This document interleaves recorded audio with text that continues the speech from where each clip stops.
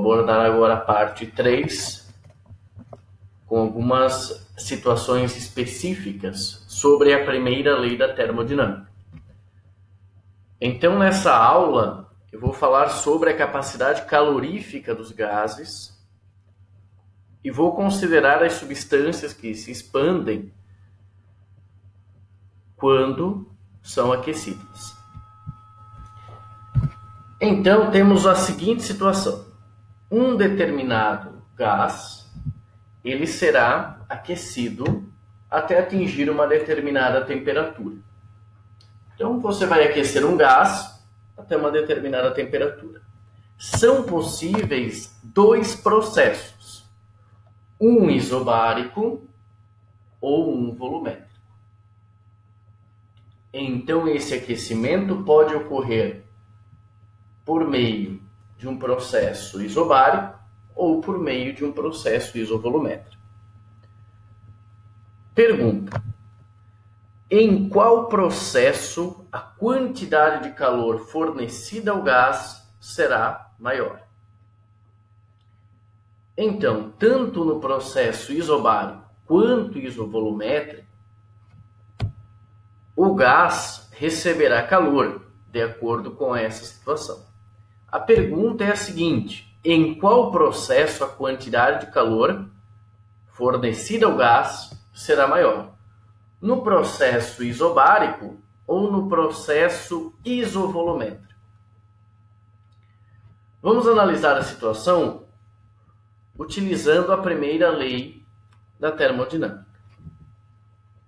A primeira lei da termodinâmica afirma que a variação de energia interna é o calor menos o trabalho. De acordo com o enunciado, esse gás vai atingir uma determinada temperatura e ele vai partir de uma temperatura inicial. Então, independente do processo, se ele for isobárico ou isovolumétrico, a temperatura final é a mesma. Assim, a variação de energia interna nesse processo, numa transformação isovolumétrica, que eu chamo de processo 1, a variação de energia interna no processo 1 vai ser exatamente igual à variação de energia interna no processo 2, que envolve uma transformação isobárica. Então, já podemos escrever que ΔU1 isovolumétrica igual ΔU2 isobárica. Vamos lá, numa transformação isovolumétrica, o volume é constante. Vamos escrever a primeira lei da termodinâmica inicialmente. ΔU1, a quantidade de calor fornecida a volume constante, eu vou usar um Q, V, índice V, menos o trabalho. Mas, na transformação isovolumétrica, esse trabalho é zero. Então, vou colocar o zero aqui. ΔU vai ser exatamente igual à quantidade de calor a volume constante. Então, podemos escrever que a variação da energia interna 1, nesse processo 1, é exatamente igual à quantidade de calor a volume constante. Já numa transformação isobárica, você tem o trabalho. Então, ΔU2 é igual a quantidade de calor a pressão constante menos o trabalho. ΔU2 vai ser a quantidade de calor a pressão constante menos o trabalho. Podemos escrever, então, que a quantidade de calor a pressão constante é a variação de energia interna 2 mais o trabalho. Mas vamos relembrar que a variação de energia interna é a mesma nas duas situações. Então, ΔU1 é exatamente igual a ΔU2. E ΔU1 é igual a QV.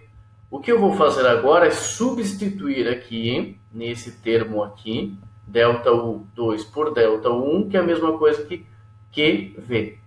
Então, podemos estabelecer uma relação matemática agora entre a quantidade de calor, a pressão constante e a volume constante.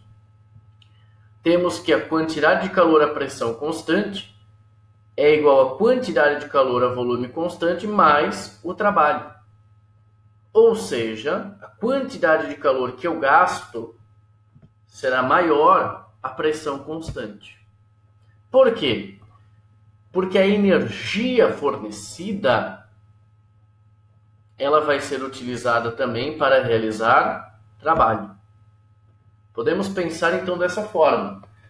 Quando você tem uma transformação isovolumétrica, essa quantidade de calor a volume constante é usada apenas para variar a energia interna.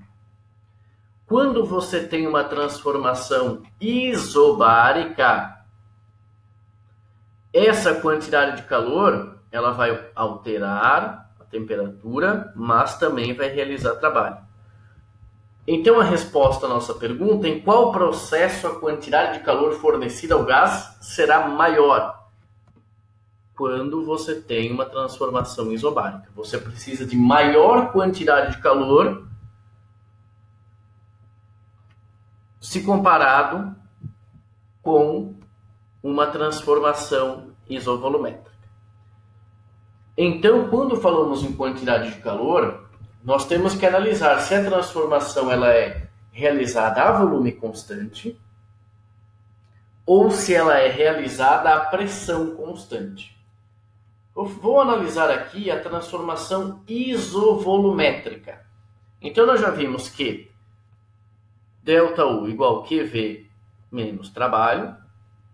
O ΔU, de acordo com o que a gente já viu agora, é igual a QV. Mas o que é quantidade de calor? Quando nós estudávamos lá na calorimetria, vamos lembrar que a quantidade de calor, lá na calorimetria, a gente relacionava a capacidade térmica vezes a variação de temperatura. Ou massa vezes o calor específico vezes a variação de temperatura.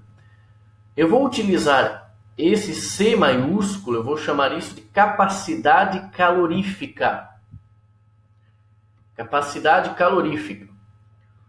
Então, a quantidade de calor a volume constante é muito semelhante essa equação com aquela que nós utilizávamos na calorimetria, é igual a capacidade calorífica a volume constante vezes ΔT. E eu também sei que quantidade de calor a volume constante igual a ΔU1. Então, substituo no lugar de quantidade de calor a volume constante, eu tenho esse termo. Então, ΔU é igual a capacidade calorífica a volume constante vezes ΔT. Se nós pensarmos nós podemos pensar aqui numa definição da capacidade térmica a volume constante, se nós conhecermos como varia a energia interna em função da temperatura, fazendo esse dU/dt. Então, a capacidade térmica a volume constante, a capacidade calorífica a volume constante, vai ser dado por dU/dt. Então, vamos relembrar isso. A capacidade calorífica é dado por dU/dt. Quando nós trabalhamos com a transformação isobárica, vamos utilizar a primeira lei da termodinâmica, ΔU igual a quantidade de calor a pressão constante menos o trabalho.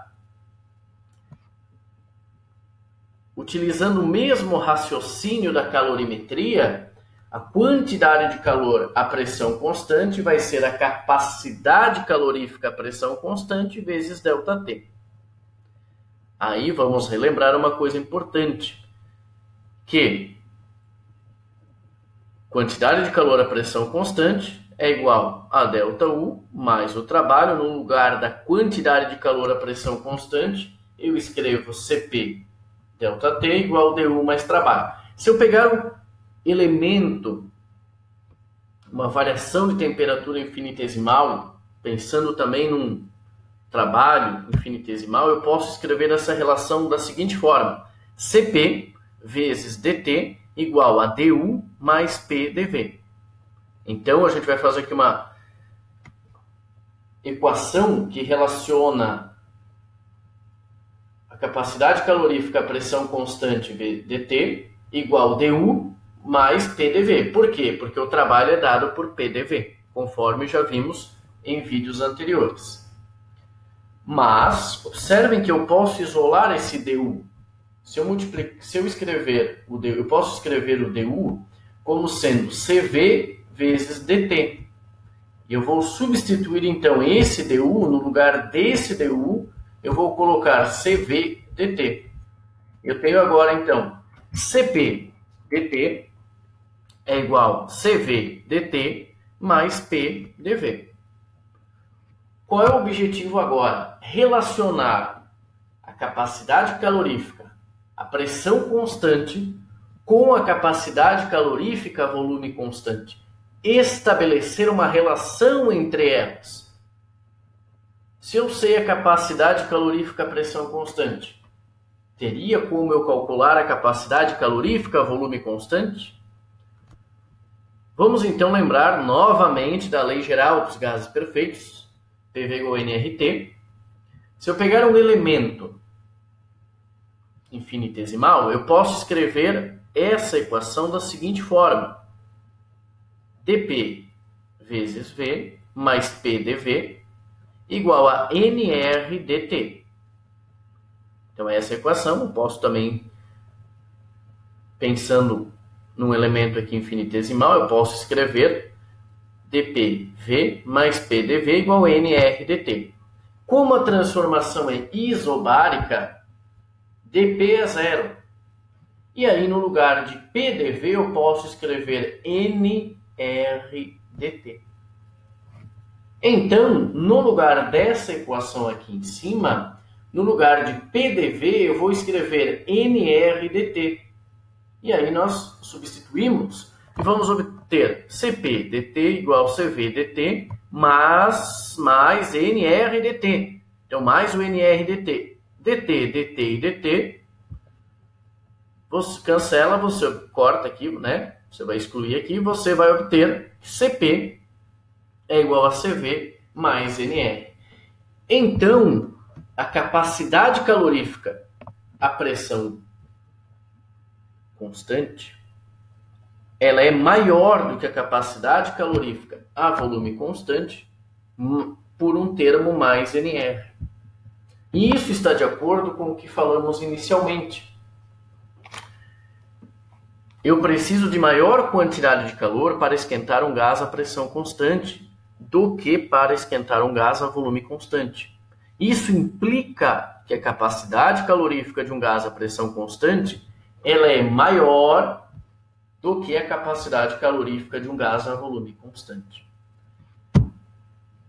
Mas como é que a gente poderia, então, sabendo essa relação entre as capacidades caloríficas, como é que poderíamos aplicar isso? Então vamos relembrar de um gás monoatômico.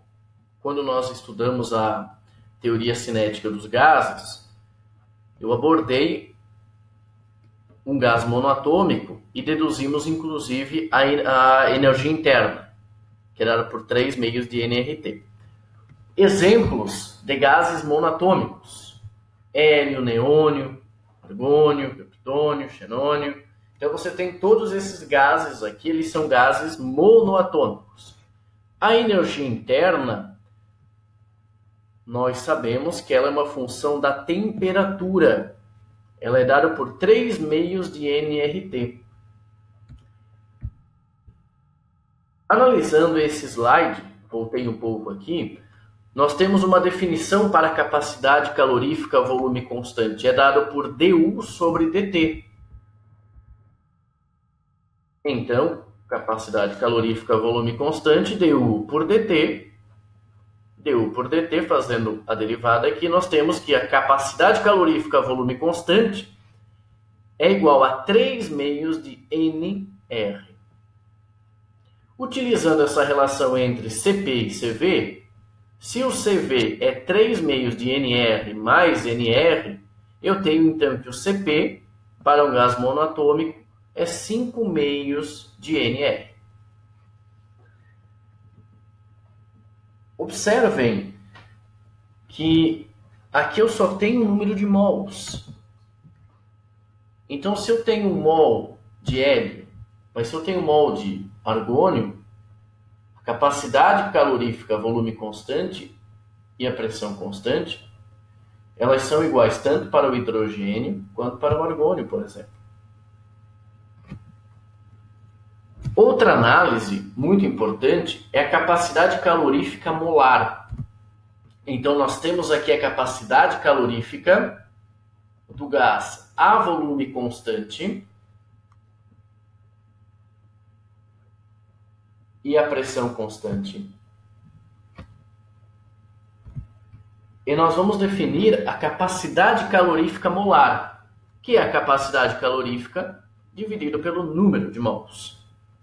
Então, se eu dividir 3 meios de NR por N, 5 meios de NR por N, eu vou obter que a capacidade calorífica a volume constante é dada por 3 meios de R.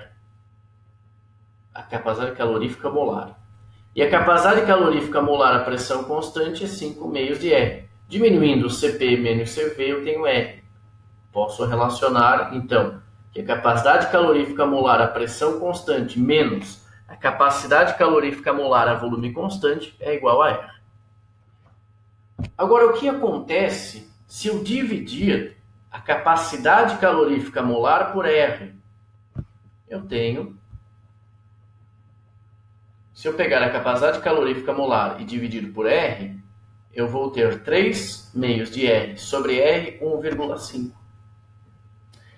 E isso independe do gás monatômico. Hélio, neônio, argônio, criptônio, xenônio. Vamos observar então que se eu dividir a capacidade calorífica molar a volume constante por R, eu tenho 1,5. Nessa tabela, nós temos alguns gases e nós temos essa relação que é a capacidade calorífica molar a volume constante dividido por R. De acordo com a nosso cálculo, capacidade calorífica molar por R dava 1,5. Vamos analisar agora hélio, neônio, argônio, criptônio, xenônio. Olha, observem aqui, pessoal, que a consistência desses resultados. Esses gases, eles são gases monoatômicos.